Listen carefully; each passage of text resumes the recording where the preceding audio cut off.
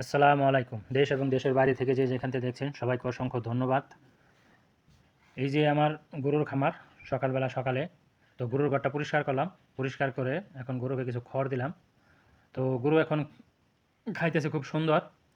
তো এটা প্রতিদিনের কাজ, সকালের কাজ গরুর ঘর পরিষ্কার করা। তো আজকে কিছু আমার যে ঝিঙ্গা ক্ষেত্রা করছি, আপনার ঝিঙ্গা প্রথম হারভেস্ট করব। তো দেখি চলেন কত কটা ঝিঙ্গা হয়, কারণ প্রথম তো। তো চলেন যাই দেখি খেতে কি পরিমাণ ঝিঙ্গা আছে এবং কত কটা হারভেস্ট করতে পারি, বাজারে কি বাজারজাত করতে পারবো কি না, নিজেরাই খেয়ে ফেলতে হবে। তো দেখি চলেন। এই যে একটা লাউয়ের মাচা দিছি, একটা লাউ গাছ আনছিলাম। তো একটা লাউই আসছে এখন পর্যন্ত।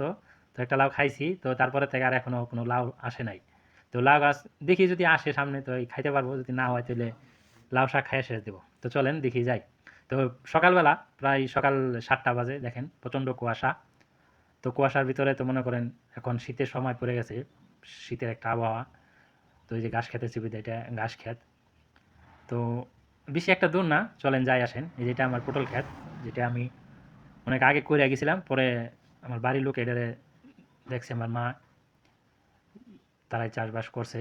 তো করার পরে মাশাল্লাহ। তো এখন আমি যেহেতু আইসা পড়ছি, আমি দীর্ঘ একটা সময় কুয়েত ছিলাম। কুয়েত থাকার পরে আপনার করোনার সময় আইসা আটকে গেছিলাম, যাইতে পারি নাই। পরে 3 বছর দেশে থাকার পরে পরবর্তীতে আবার সৌদি আরব গেছিলাম। সৌদি আরব আপনার 2.5 বছর থাইকা পরে চলে আসছি। আজকে 3.5 মাস।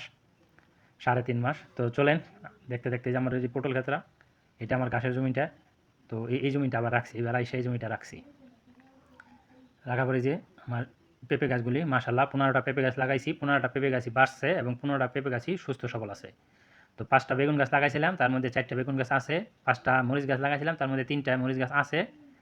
তো এই যে মাচাটা, এটা হচ্ছে ঝিঙ্গার মাচা। আর এইখানে আপনার 14-15% জায়গা হবে, তার মধ্যে আমি 2টা মাচা করছি। একটা হচ্ছে ঝিঙ্গা লাগাইছি, আর একটা হলো আপনার লোবিয়া লাগাইছি, যেটাকে বটবুটি বলে। তো এই যে দেখেন কি সুন্দর আসছে ঝিঙ্গা। তো ঝিঙ্গা এখনও বড় হয় নাই, তবে যেটা প্রথম 2-1টা আসছে ওটাই বড় হয়েছে।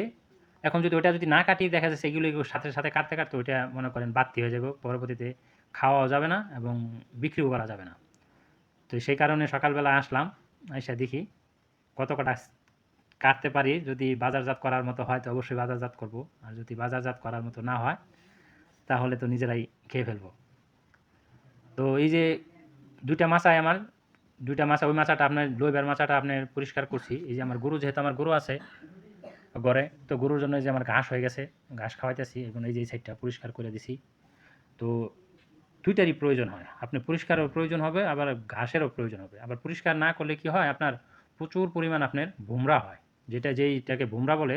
ভুমরায় দেখা যায় যে ঝিঙ্গাটার মধ্যে আপনার বসে, ওই ঝিঙ্গাটার মধ্যেই আপনার দেখা গেছে ওই জায়গাটা বেঁকা হয়ে যায়, নাহলে নষ্ট হয়ে যায়, পচে যায়। তো এই কারণে পরিষ্কারও রাখতে হবে, আবার ঘাসেরও দরকার। তো দুটোই করতে হয়, এবং পরিষ্কারও রাখতে হবে, আবার ঘাসেরও প্রয়োজন হবে। তো এই যে পুরা মাচাটাই মনে করেন হাঁটতাছি এবং দেখতাছি, যে দেখতেই আছেন গাছগুলি। তো গাছটা তো মনে করেন পুরা জাংলা এখনও ছড়ায় নাই। না ছড়ার কারণে যেই জায়গাটায় গাছটা, ওই সোজাই দেখা যাচ্ছে কিছু কিছু ঝিঙ্গা আসছে। তো মাশাল্লাহ সকালবেলা কুয়াশা দিয়ে ভালোই লাগতাছে।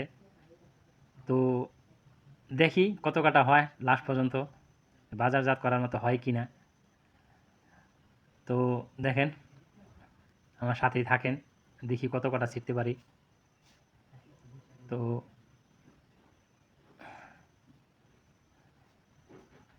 তেমন একটা নাই আপনার, অল্প কিছুই হবে। তো যেহেতু শেষ পর্যায়ে আইসা পড়ছি, অবশ্যই দেখাবো আপনাদের কত কটা আপনার বড় হয়েছে।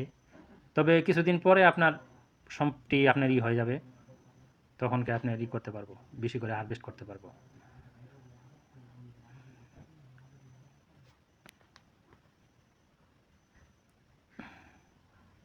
সকালবেলা মনে করেন অনেকটাই কুয়াশা পড়ছে আজকে, অনেকটা কুয়াশার ভিতরেই আপনার এই কাজটা করতে হয়। তো বাজারজাত করবার হলে আপনি সকালবেলা কাটলে দেখেন এই যে এই কটাই হয়েছে। মাশাল্লাহ, আমার জন্য দোয়া করবেন, আর আমার সাথে থাকবেন, আর আমার চ্যানেলটা সাবস্ক্রাইব করে দিয়ে আমার পাশে থাকবেন। ধন্যবাদ।